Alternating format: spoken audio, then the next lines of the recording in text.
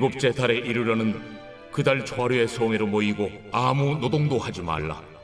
이는 너희가 나팔을 불 날이니라. 너희는 수송아지 한 마리와 순양 한 마리와 1년 되고 흠없는 순양 7마리를 여호와께 향기로운 번제로 드릴 것이며, 그 소재로는 고운 가루에 기름을 섞어서 쓰되 수송아지에는 10분의 3이요 순양에는 10분의 2요 어린 양 7마리에는 어린 양 한 마리마다 10분의 1을 드릴 것이며, 또 너희를 속죄하기 위하여 순념소 한 마리로 속죄죄를 드리되 그 달의 번제와 그 소제와 상번제와 그 소제와 그 전제 외의 그 규례를 따라 향기로운 냄새로 화제를 여호와께 드릴 것이니라. 일곱째 달 열흘날에는 너희가 성회로 모일 것이요 너희의 심령을 괴롭게 하며 아무 일도 하지 말 것이니라. 너희는 수송아지 한 마리와 순양 한 마리와 1년 된 순양 7마리를 다 흠없는 것으로 여호와께 향기로운 번제를 드릴 것이며, 그 소재로는 고운 가루에 기름을 섞어서 쓰되 수송아지 한 마리에는 10분의 3이요 순양 한 마리에는 10분의 2요 어린 양 7마리에는 어린 양 한 마리마다 10분의 1을 드릴 것이며, 속죄제와 상번제와 그 소제와 그 전제 외에 순념소 한 마리를 속죄제로 드릴 것이니라. 오늘도 살아 역사하신 하나님 아버지 감사합니다. 우리 전교인 수양회를 맞이해서 오늘 이제 마무리하고 또 다시 우리의 삶으로 돌아가게 되는 바로 월요일 아침 하나님의 말씀 함께 나눕니다. 오늘 우리에게 주시는 민수기 29장의 말씀을 통해서 하나님께서 내게 주신 음성에 함께 순종하고 그 음성의 나팔 소리가 들려질 때에 우리가 치러야 할 영적 전쟁을 믿음 안에서 잘 치르고 승리를 거머쥐는 우리 모든 성도들 될 수 있도록 인도하여 주옵소서. 감사를 드리며 예수 그리스도의 귀하신 이름으로 축복하며 기도합니다. 아멘. 우리 사랑하는 성도 여러분, 오늘 5월 26일 우리 민수기 29장 1절부터 11절까지의 말씀을 중심으로 오늘 내게 주신 주님의 말씀에 우리가 같이 한번 귀를 기울이기를 원합니다.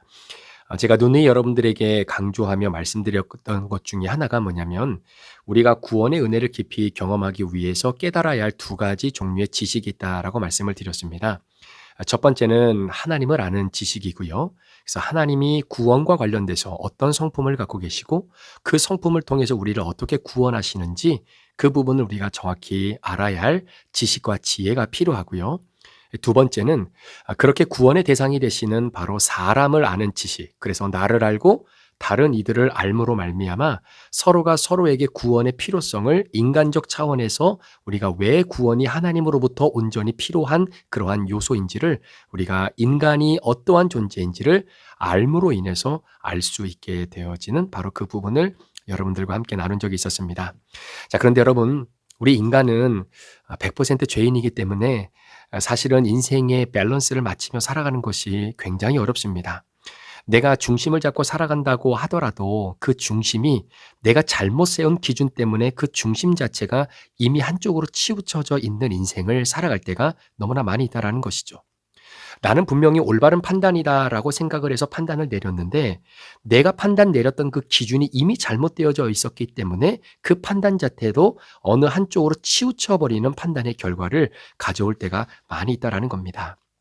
그런데 이것은요, 나이와 상관이 없습니다. 내가 나이를 정말 지긋이 많이 먹었기 때문에 그래서 내가 옳은 판단을 내리지 못하는 존재가 아니라 10대가 됐든 20대가 됐든 30대가 됐든 이분 70대, 80대가 됐든 우리 인간은 언제나 올바른 판단, 그릇된 판단을 온전히 그릇된 판단을 내리며 살아갈 수밖에 없는 그런 연약한 존재다라는 것이죠. 그렇기 때문에 언제인지는 모르겠지만 여하튼 이 땅을 살아가는 100% 죄인인 우리는 그릇된 판단을 하게 되는 시점이 우리 인생에 반드시 있다라는 것입니다. 제가 말씀을 준비하면서 이렇게 자료를 찾아보니까요, 대한민국이라고 하는 나라가 전 세계적으로 이 사기 행각이 굉장히 많은 나라 중에 하나다라고 하는 그런 내용을 좀 본 적이 있습니다. 자, 그 말은 무슨 말이냐면 그만큼 오늘을 살아가는 이 대한민국의 현대인들이 돈에 눈이 멀어서 일확천금을 꿈꾸며 살아가는 사람들이 너무나 많다라는 거죠.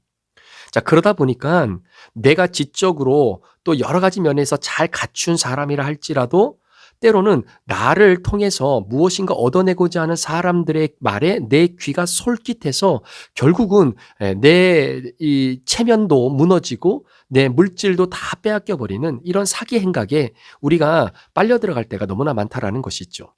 그러니까 내가 이번에 어디 땅을 알아봤는데 이번에 땅에 투자하고 여기에 투자하면 너 진짜 일확천금 얻을 수 있다. 나만 믿어봐라. 그렇게 믿어서 투자한 돈 지금도 못 찾는 분들이 얼마나 많은지 모릅니다. 그러니까 사기 행각에 대해서 대한민국이 그 범죄율이 굉장히 높다라는 것이죠. 여러분 어떠십니까? 우리가 보통 매스컴을 볼 때 유명한 스포츠 선수나 야구 선수나 국가대표 선수들 이름만 대도 충분히 존경할 만한 그러한 선수들이 너무나 많잖아요. 그런데 참 가슴 아픈 사건들은 뭐냐면 그런 국가대표나 아니면 정말로 유명한 스포츠를 하는 그러한 선수들이 도박이나 음주운전이나 음란에 빠져서 결국은 자신의 지위에서 더 이상 운동을 할 수 없는 국가대표가 박탈이 된다거나 이러한 소식들을 우리가 종종 접하지 않습니까? 근데 여러분 한번 생각해 보십시오. 보통 대한민국에서요, 이렇게 똑똑한 사람들이 가는 대학이 S대, 서울대라고 하잖아요. 그런데 서울대도요, 1년에 한 3,090명 뽑거든요. 그 3,090명을 뽑는데, 그런데 여러분, 운동선수에 관련돼서 국가대표를 뽑거나 아니면 그 팀의 어떤 대표를 뽑을 때는요, 3,090명 이렇게 많이 안 뽑습니다. 1명, 2명, 많아야 3명, 4명, 이렇게밖에 뽑지 않아요. 자, 그러한 국가대표가 되기 위해서 얼마나 피나는 눈물을 흘리며 노력을 했겠습니까? 그렇지 않아요? 자, 그런데 그렇게 노력해서 국가대표라고 하는 어떤 중요한 어떤 그 운동의 위치에 서 있는 그러한 선수가 됐는데 그만 내가 잘못된 판단을 내리고 잘못된 결정을 함으로 말미암아 결국은 내가 그 자리에서 서지 못하게 되는 수치를 경험할 때가 있다라는 겁니다. 자, 그만큼 우리가 어떤 정확한 정보를 가지고 옳은 판단을 내리면서 살아가는 것이 쉽지가 않다는 것이고 그러한 판단에 빠져들게 만드는 것이 바로 물질적인 유혹으로 인해서 돈에 눈이 멀어 일확천금을 얻고자 하는 그런 욕망과 탐욕의 정심이 우리 삶 가운데, 우리 가슴 가운데 너무나 깊게 드리워져 있기 때문이다라는 것이죠. 그러니까 여러분 돈만 많이 주면 사람도 죽이잖아요. 이게 어떻게 가능할 수 있겠습니까? 자, 그러니까 여러분 대통령도 보세요. 누가 대통령이 됐든 간에 어떻습니까? 진짜 그런 분들은요, 대단한 분들이에요. 아무나 대통령 하는 것 아니지 않습니까? 자, 그러니까 대통령을 국민의 대표로 뽑으면 그 대통령이 올바른 판단을 내릴 수 있도록 최대한 국가의 발전과 이익과 그리고 나라의 국민들의 안전과 안녕을 위해서 최대한 좋은 결정과 정책을 펼 수 있도록 도와주기 위해 대통령 주변에 그렇게 많은 참모들이 존재하는 이유가 무엇이겠습니까? 대통령 혼자 판단하고 대통령 혼자 결정하면 여러분 올바른 결정을 내리지 못할 가능성이 너무나 많다라는 것이죠. 그러니까 주변의 전문가들을 어떤 면에서는 참모로 세워서 좋은 판단을 내릴 수 있는 그들의 조언을 듣기 위해서 참모들을 주변에 세우는 이유가 바로 그런 이유 아니겠습니까? 여러분 우리의 삶도 돌아보면요. 우리가 인생을 살아가면서 내가 어떤 잘못된 판단을 내렸을 때 그것이 지금 당장은 드러나지 않지만 어느 정도 시간이 지나면 그 잘못된 판단에 대한 인간사에서 빵빵 터지는 사건들이 있다라는 겁니다. 자, 그러니까 잘못된 판단과 잘못된 결정을 해 나가는 순간부터 이미 우리가 걸어가야 하는 믿음의 궤도에서 조금씩 벗어나기 시작한다라는 것이죠. 제가 이제 고등학교를 졸업하고 저도 신학교로 가서 이제 공부를 하게 됐는데 제가 처음 신학교를 갈 때 가만히 이렇게 되돌아보면 그때 내가 좀 많이 부족했구나. 내가 조금 더 고민하고 더 생각해보고 하나님 앞에서 내가 앞으로 사역자로서 어떠한 인생을 살아야 될지 어떤 목회를 해야 될지 정말로 고민하고 고민했던 시간들이 내게 좀 있었으면 참 좋았을 거라고 하는 아쉬움이 사실은 좀 남을 때가 있습니다. 사실 그런 거 생각해 볼 겨를도 없이 그냥 고등학교 끝나면 당연히 신학교를 가서 목사가 돼야 된다라고 하는 어떤 순환적인 차원이 제 인생 가운데 이미 정답처럼 나와 있었기 때문에 어떤 그런 부분에 대해서 내가 이 길을 가야 되나? 이 길을 꼭 통해서 내가 하나님의 영광을 어떻게 드러낼 수 있을까? 이런 부분을 진짜 심도 있게 하나님 앞에 단독자로 서서 고민해 본 적은 그렇게 많지 않았던 것 같아요. 그러다 보니까 어떻게 하면 내가 목회에 성공할 수 있고, 어떻게 하면 내가 대형 교회를 목회하고, 어떻게 하면 사람들에게 인정받고, 이름만 들어도 사람들의 내릿속에 다 기억나는 그러한 목사가 될 수 있을까라고 하는 그 야망이 어떻게 보면 제 마음속에 굉장히 많이 깃들어져 있는 상황에서 제가 신학교를 가서 공부를 했던 것이 참 아쉽기도 하고 안타깝다라는 생각이 사실 요즘 많이 들기도 합니다. 그러니까 어떻게 보면 신학의 첫 단계의 첫 단추를 제가 좀 잘못 끼운 것은 아닌가라는 생각을 해보게 되는 거죠. 저도 마찬가지지만 아마 여러분들도 인생을 살아오시면서 내가 그때 하나님을 너무 멀리 떠났구나. 그런 상황에서 내가 하나님을 너무 등지고 살았구나. 아니면 지금 이 순간이 내가 하나님으로부터, 말씀으로부터 너무 멀리 떨어져 있지는 않을까? 이렇게 멀리 떨어져 있는데 내가 회복이 정말 가능할 수 있을까? 이런 생각이 들지 않겠습니까? 그런데 여러분, 정말 정답을 알려드릴게요. 내가 아무리 하나님으로부터 멀리 떨어져 있다 손 치더라도 회복이 가능한가? 가능합니다. 가능합니다. 여러분, 세상은 지옥이 아니기 때문에 절대적인 절망이 존재하지 않아요. 정말 우리가 비록 하나님을 멀리 등지고 살았다 손 치더라도 하나님의 말씀이 들리고 다시 주님 앞으로 회개하며 돌아올 때에 여러분, 예수님이 십자가에 못 박혀 돌아가실 때 우편의 강도처럼 그 순간 예수님을 영접함으로 말미암아 하나님 나라에 들어가게 되는 그 은혜를 누릴 수 있다라는 겁니다. 그러니까 이 세상에 사는 동안 내가 하나님으로부터 멀리 떨어져도 하나님의 은혜로 다시 회개하고 주님 앞으로 돌아오는 그 어떠한 사람도 하나님께서 회복의 은혜를 가로막는 분이 아니시다라는 거예요. 자, 그러면 어떻게 회복할 수 있겠는가라는 것이죠. 자, 어떻게 회복할 수 있겠는가? 제일 먼저는요, 우리가 처음에 잘못 끼운 단추가 있지 않습니까? 그러면 그 단추를 다시 끼워야 되는 거예요. 여러분 한번 생각해 보세요. 와이셔츠를 입거나 아니면 여러분들이 어떤 옷을 입을 때 단추를 채울 때 맨 위부터 단추가 정확히 맞춰서 끼워지지 않으면 여러분 옷 이 디자인 자체가, 이 품새 자체가 완전히 틀려버립니다. 그렇지 않나요? 디자인 자체가 잘못 나온다라는 거예요. 누가 보더라도 저거는 옷을 잘못 입었다라고 보여질 수밖에 없을 만큼 그렇게 옷이 디자인 자체가 엉망으로 나온다라는 겁니다. 자, 그러면 어떻게 해야 되겠습니까? 어떻게 다시 옷의 이 맵시를 잘 갖추어야 되겠습니까? 그러면 단추를 다시 풀러야죠. 다시 단추를 풀러서 어디에서부터 내가 단추를 잘못 끼웠는지 그 자리로 돌아가서 거기서부터 다시 단추를 꿰서 우리의 옷을 잘 입으면 되는 겁니다. 자, 이게 무슨 말이냐면 단추를 잘못 끼워서 어디가 잘못 끼웠는지를 다시 단추를 풀어가면서 내가 여기서 단추를 잘못 끼웠구나. 이걸 인정해야 돼요. 이걸 인정하는 겁니다. 인정하고 직면하는 것으로부터 우리의 옷 맵시가 다시 아름답게 형성되는 것 아니겠습니까? 우리의 영적인 생활도 마찬가지다라는 거예요. 그런데 굉장히 아이러니컬하게도요, 오히려 교회 다니는 사람들이 이런 분들이 더 많으세요. 분명히 내가 보고 이거 옷이 이렇게 된 게 아닌 것 같은데 이런 생각이 들어요. 그리고 누가 보더라도 야, 너 옷 그거 잘못 입은 것 같은데? 그 말은 무슨 말이냐면 너 하나님과 좀 멀리 떨어져 있는 것 같은데? 너 요즘 예배 잘 안 보이던 것 같은데? 요즘 큐티 잘하고 있니? 하나님과의 관계 잘 맺어가는 훈련, 거룩의 과정 잘 걸어가고 있니? 이거 물어보는 거거든요. 그 말이 야, 너 단추 잘못 끼운 것 같은데? 이 말과 같은 맥락입니다. 그런데 어떤 사람들은 뭐라고 얘기하냐면 야, 네 단추가 잘못 끼워져서 그래도 괜찮아. 괜찮아. 아무 문제 없어. 원래 이게 패션이야. 원래 옷 이렇게 입는 거야. 너 몰랐어? 이게 요즘 유행하는 옷 스타일이야. 야, 누가 요즘 단추를 그렇게 매서 입니? 내가 매는 것처럼 어떻게 볼 때는 제대로 안 맞은 것 같고 옷이 좀 삐뚤게 보여도 이게 요즘 최대 유행이라는 거 너 모르니? 이렇게 생각하면서 그 자체를 인정하지 않는 분들이 있다라는 거예요. 이분 하나님을 믿는 사람인데도 불구하고 말입니다. 그놈의 자존심 때문에. 여러분, 분명히 전조 증상이 있습니다. 전조 증상이 있다라는 거예요. 옷이 잘못됐는데도 불구하고 이게 잘못된 것이 아니라 그 자존심 때문에 패션이라고 주장하는 사람들이 있다라는 이야기입니다. 자, 그러한 인생관을 가지고 신앙의 여정을 걸어가는 사람들에게, 그런 나에게 오늘 하나님께서 주시는 말씀이 굉장히 중요합니다. 자, 오늘 말씀은 나팔절에 관련된 내용을 이야기하는데, 여러분 유대교의 이 달력에 있어서 매달 1일 있지 않습니까? 초하루. 이 1일은 너무나 중요한 날입니다. 그러니까 1월 1일, 2월 1일, 3월 1일, 4월 1일 이렇게 매달 1일이 굉장히 중요한 날이고요. 그래서 그것을 월삭이다라고 이야기합니다. 그래서 저도 한국에 있을 때 매달 첫 번째 날, 뭐 4월 1일, 5월 1일, 6월 1일 이렇게 매달 첫 번째 날은 교회에서 8시에 모여서 월삭 기도회를 했던 때가 있었어요.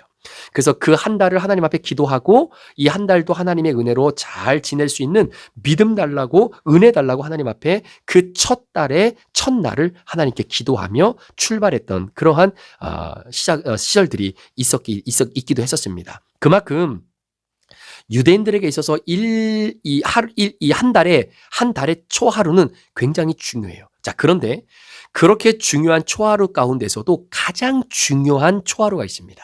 그게 언제냐면 바로 7월 1일이라는 거예요. 자, 오늘 본문 1절 말씀해 보면 일곱째 달에 이르러는 그 달 초하루에 성회로 모이고 아무 노동도 하지 말고 너희가 나팔을 불라 이렇게 얘기하죠. 자, 유대교의 달력으로 7월이 오늘 우리가 살아가는 태양력으로는 9월 말에서 10월 초 정도가 되는 겁니다.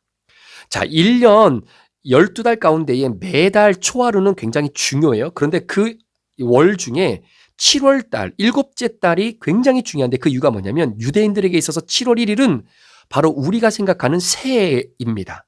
그러니까 새해를 맞이하는 첫날이에요. 그러니까 모든 것을 다시 새롭게 시작하는 날이다라는 겁니다.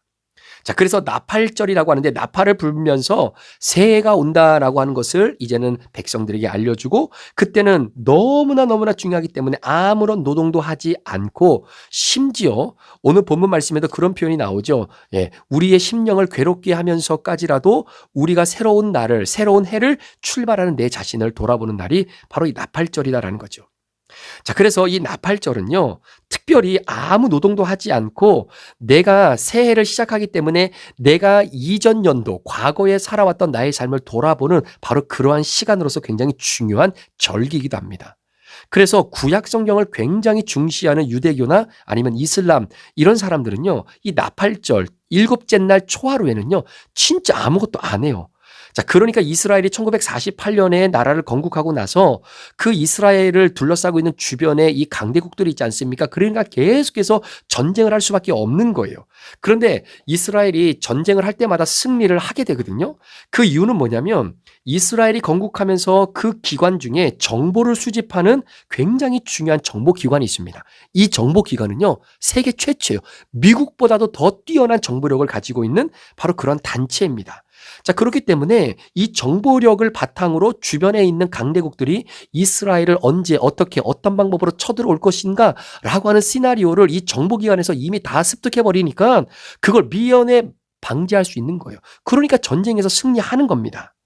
그런데 그 많은 전쟁 가운데에 이스라엘이 예측하지 못한 전쟁이 하나 있었어요. 그게 바로 4차 중동전쟁입니다. 자, 그게 왜 그러냐면 4차 중동전쟁이 1973년 10월 6일, 그러니까 어떻게 보면은 그러니까 우리가 현재 지내고 있는 태양력이 10월 6일이니까, 유대 달력으로는 7월 1일, 2일, 3일, 4일, 5일, 6일, 요때예요. 그러니까 새해가 시작되는 바로 그때입니다.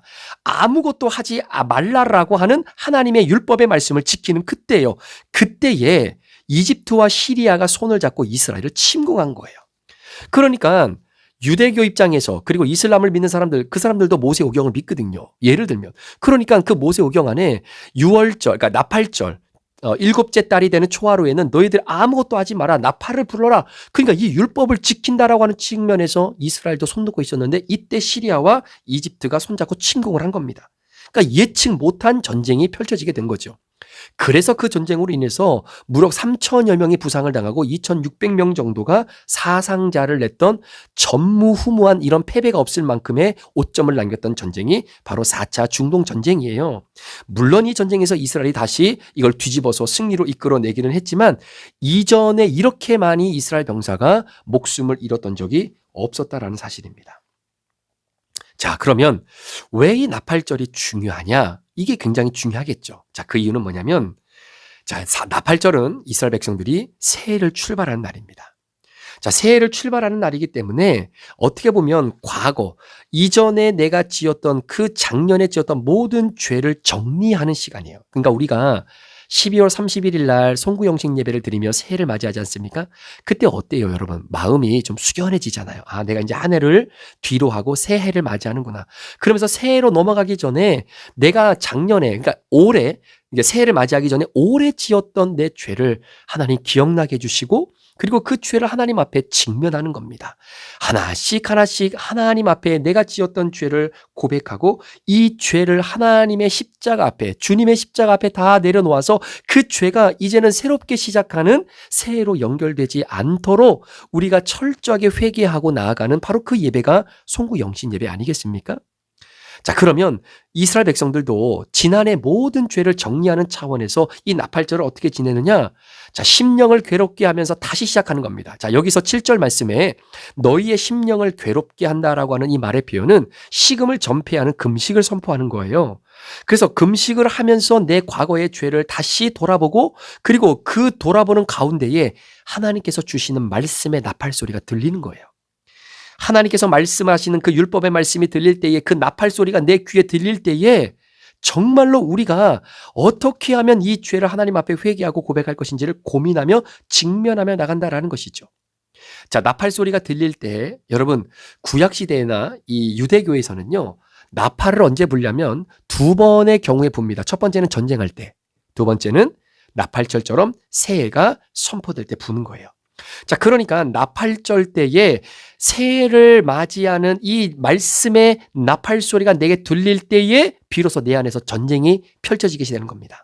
자, 새로운 시작, 인생의 시작이 될 때 하나님의 말씀이 나팔 소리처럼 내 귀에 들려요. 그러면 내 안에서 그 말씀이 들리면서 내 안에 있는 죄가 드러나면서 영적 전쟁이 시작되고 그 영적 전쟁에서 내가 그 죄를 회개하고 직면하고 하나님 앞에 온전히 죄 사함 받고 나서 이제는 새로운 해, 새로운 땅, 가나안 땅으로 들어가야 된다라고 하는 맥락인 겁니다. 자, 그렇게 나팔절이 7월 1일에 시작되고 나서 이제는 7절에 보면 이제는 열흘이 지난 7월 10일 이때가 바로 대속죄일이에요.